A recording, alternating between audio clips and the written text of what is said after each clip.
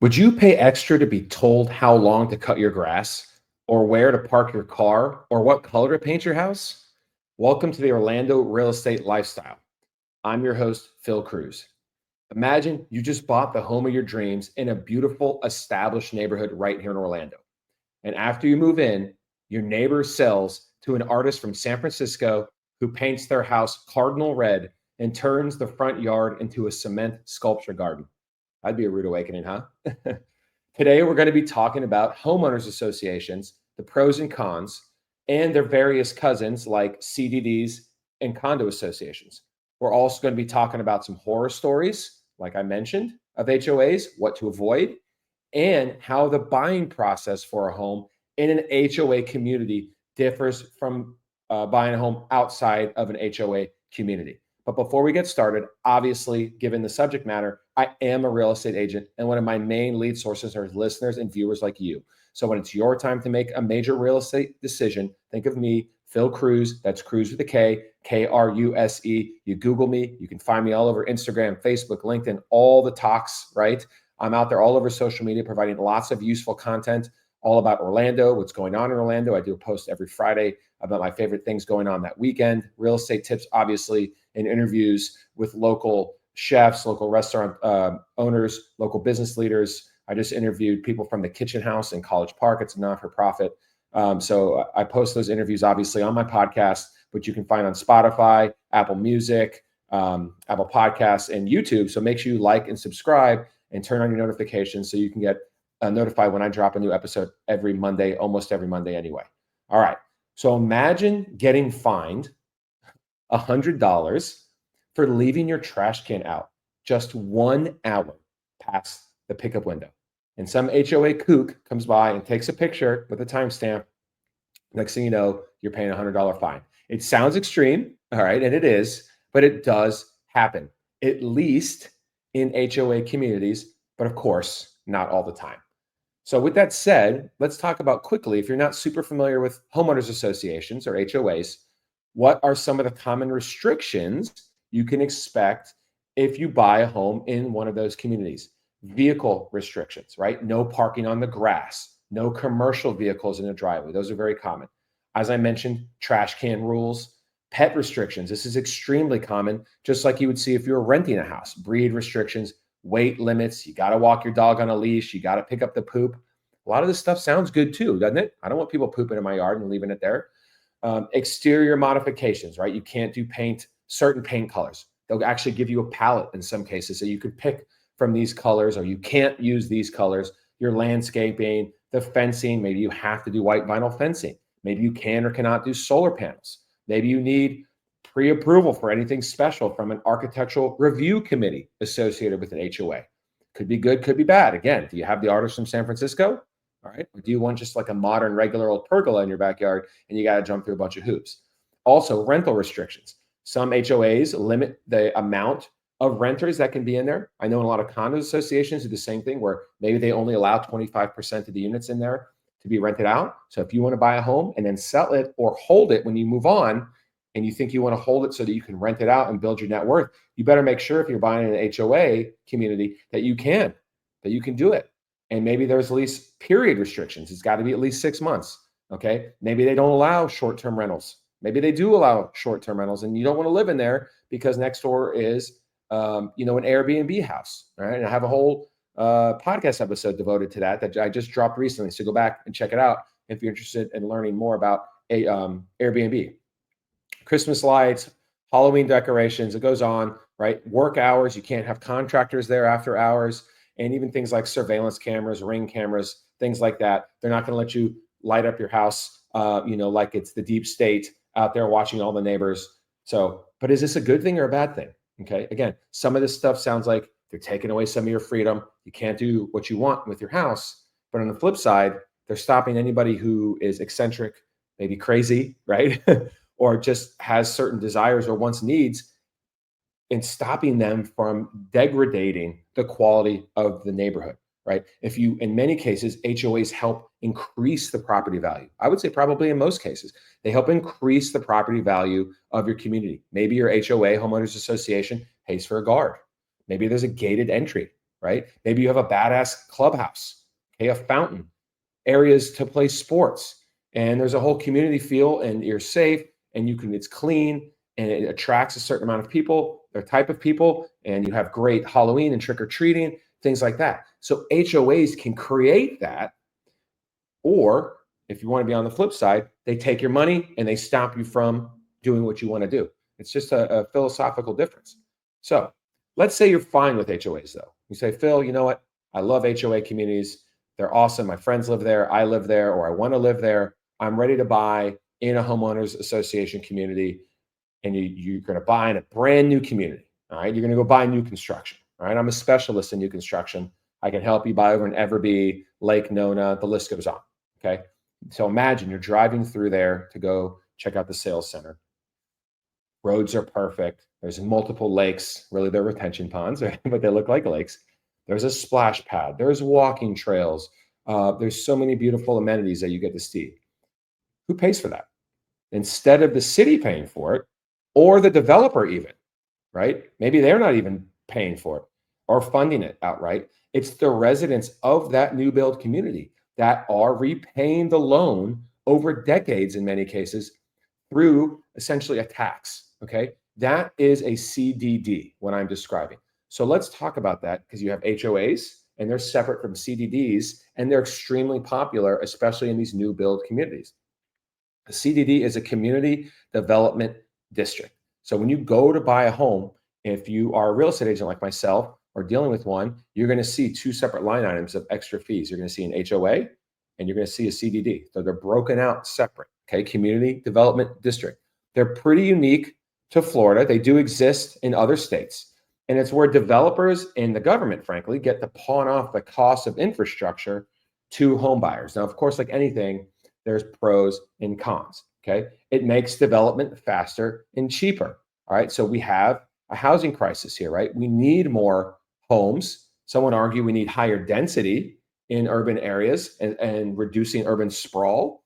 But urban sprawl right now is the fad. We have a lot of land here in Central Florida, poor environment, but whatever. Again, pros and cons. It makes development faster because the governments don't have to pay for the infrastructure. The developers don't have to pay for the infrastructure. They can get a loan that's going to get paid off later by you. So this saves the government and regular taxpayers, like I said, because if the government pays for it, it's not them. I mean, it's us. We pay with our taxes. So there's less taxpayer dollars from the quote unquote average person paying towards infrastructure. It used to be all the neighborhoods around downtown Orlando, right? They're not in HOA communities. They're not in walled communities. There's a grid system minus all our lakes, of course, that make us turn and change the names of the road every quarter mile. The government paid for all of the roads, the sewers, and stuff like that. That is now shifted to private industry. And of course, private industry, capitalism, wants to make as much money as possible. So they push it off to you. So the burden falls onto you as the buyer. And the most popular of communities to buy in with CDDs are these huge master planned communities. Think Lake Nona, massive. Think Winter Garden. Think Lake, we're all the retired folks, right? I'm drawing a blank. Think vacation homes, all right? The Villages is what I was thinking earlier. Think vacation homes or resort style communities. It's very popular there. And guess what? These CDDs can last anywhere from 20 to 30 years. So you're going to be paying an HOA and you're going to be paying a CDD for probably the lifetime of you owning that home. And when you sell it, you're probably transferring the CDD over to those people. Of the handful of other states that do this, I'm talking it's only 2 or 3, maybe 4 other states, Florida is the leader. Okay. They call it different. Texas has a horrible acronym like MUD or something like that. It's not very attractive. They need to market it better. But Florida is the leader of this sort of thing with CDDs, with over 600 communities that have this. Okay. It's been going on since the 90s. Let's shift over, okay, to condo associations. Okay. So now we know what the cousin is of the HOA. We know it's the CDD, right? Condo associations are kind of first cousins, right? CDDs might be a second cousin. Maybe CDDs your little brother, or excuse me, maybe condo associations are your little brother. Like I had a client one time who was young, going to buy his first home, and was still loving the downtown vibe, the downtown lifestyle, walking to the bars and restaurants, doing the nightlife, not needing a car, things of that nature. And he wanted to live in a condo, wanted to buy a condo in downtown Orlando. He did a lot of things like go to the gym all the time. He paid an expensive gym membership. All right. And other aspects, he wanted to be able to have a pool and throw parties with his friends. Why am I bringing this up? Because to him, the fees associated with living in a condo building made sense financially because he was actually going to use the amenities. So, how do condo associations differ from a traditional homeowner association, right? You're not painting your condo on the outside. You don't have grass, right? Those sorts of things. So what's the difference here? Condo associations, when you pay towards a condo association, they cover a lot more. Let's use the View in downtown Orlando. It's a really nice condo building. Think about this. They got 24-hour security. They have a valet to help you park. They have a gym. They have a badass pool and clubhouse facility, right? Um, there's a parking garage with gates and stuff like that. There's tons and tons of infrastructure associated with a condo, not to mention insurance, right? So when you buy a home, even if it's in an HOA community, you still have to pay for traditional homeowners insurance. Well, in a condo, the condo association is paying quote unquote traditional homeowners insurance. They're paying for the roof of the condo, which is obviously way up high, but all the walls, all the infrastructure, you're talking about the plumbing, the electrical, depending on how the air conditioning system works, a lot of the AC infrastructure. So you're covering there, and that's obviously very expensive. And we'll get more into some of the issues with condo buildings in the state of Florida that make that go up even higher, the insurance, and therefore your HOA, or excuse me, your condo association. So when you do buy a condo, instead of buying homeowners insurance, you're buying walls in insurance. So it's much cheaper. So you're going to be saving a good amount of money, at least over $1,000 a year on a much cheaper insurance policy. And condo fees like the View can be well over $1,000 a month. A month. Okay. That's crazy. But usually you're buying a condo. So it's much cheaper to buy a condo in most circumstances than it is to buy a single family home where you're actually buying the land underneath, which is called fee simple ownership. How's that for some inside baseball? Compare over $1,000 a month for a condo association to a homeowners association out in Lake Nona, which ranges anywhere from $100 to $300 a month, roughly speaking.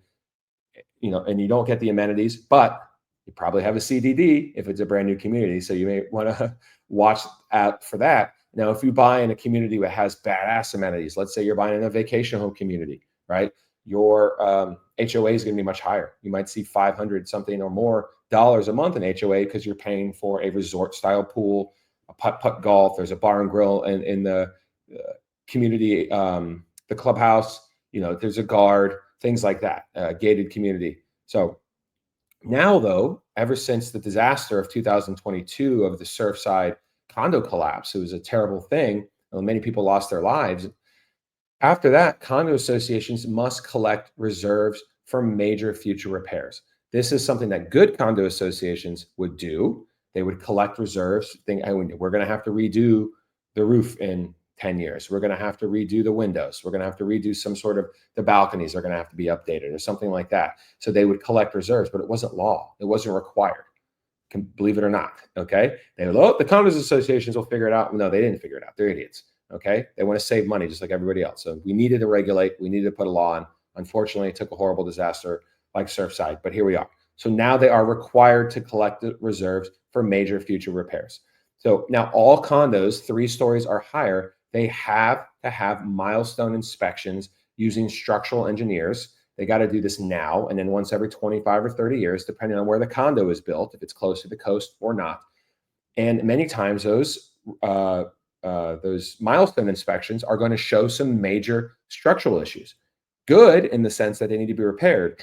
Bad in the sense that you, as the owner of the condo, have to pay for it, right? It's a condo association. You guys all own the units.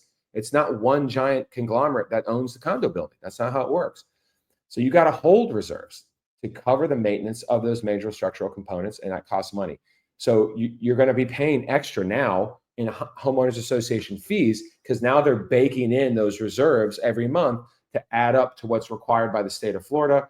Now, they've softened some of the rules since 2022 to allow condos associations to take out loans and lines of credit and have granted some condo buildings exceptions depending on their age and what they are. Maybe they fall into some oddball category where technically they're a condo, but they fall into this very restrictive situation and they let them out.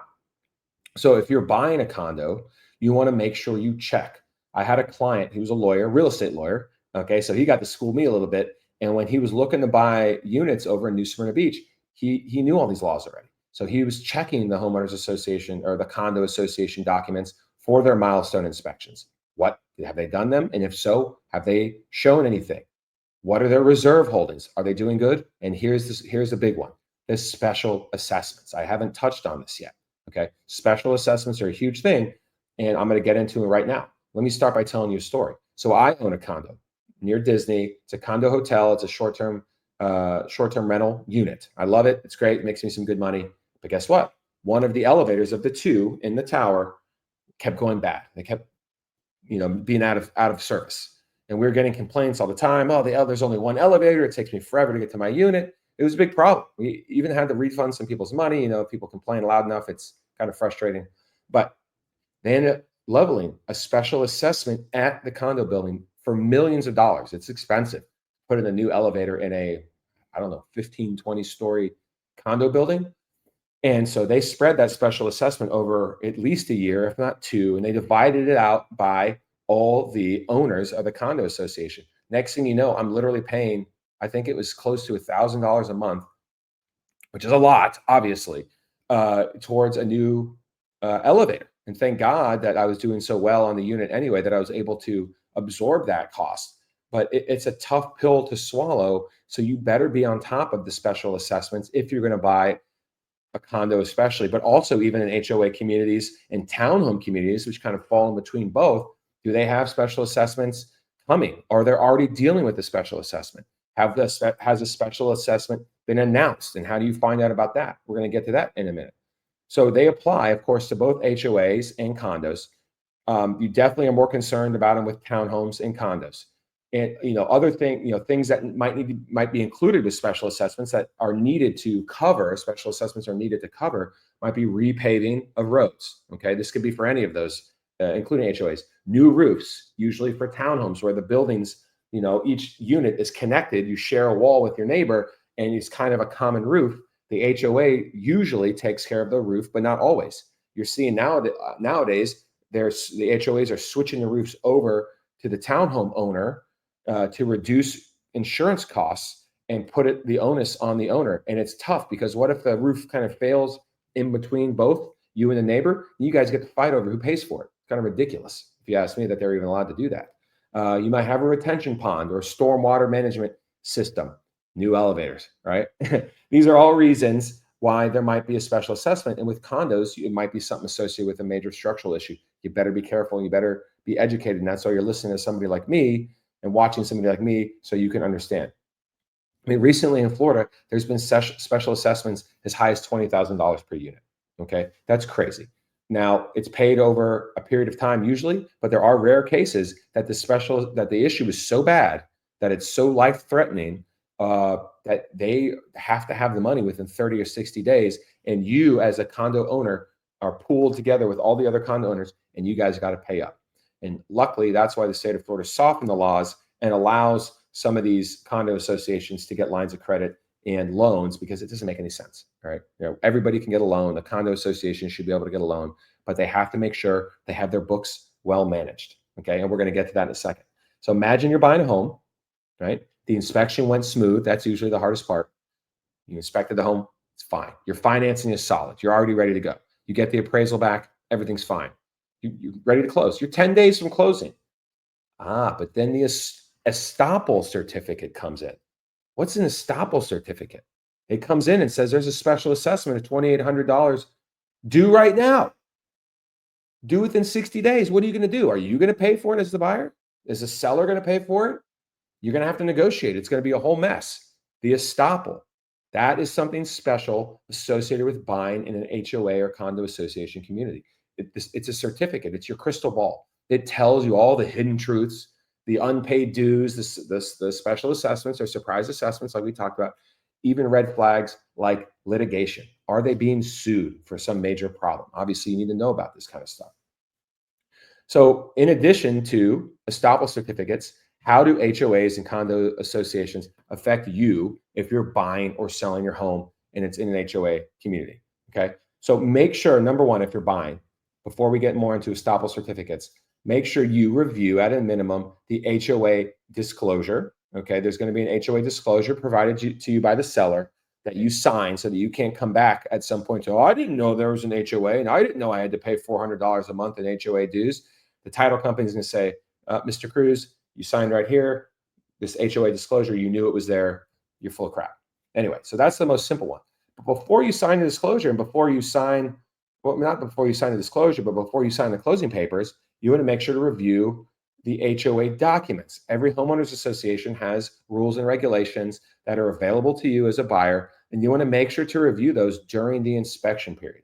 Because when you buy a home, the inspection period is your get out of jail free card. Most contracts that we use as real estate agents have an inspection period that allows you to cancel for any reason. It's a get out of jail free card. It doesn't have to be inspection related, and you don't even have to give a reason. You can just say, I cancel. All right. So it could be because you reviewed the HOA documents, you saw there's a major breed restriction or dogs aren't allowed, and you're a big dog person, and you're like, I can't live here. Okay. So review those documents before you move forward. Now, let's say you review the documents, you sign the HOA disclosure, you're fine, everything's good. You can bring your dog in, you can bring your bull mastiff, your Doberman pinscher, whatever it is. The estoppel.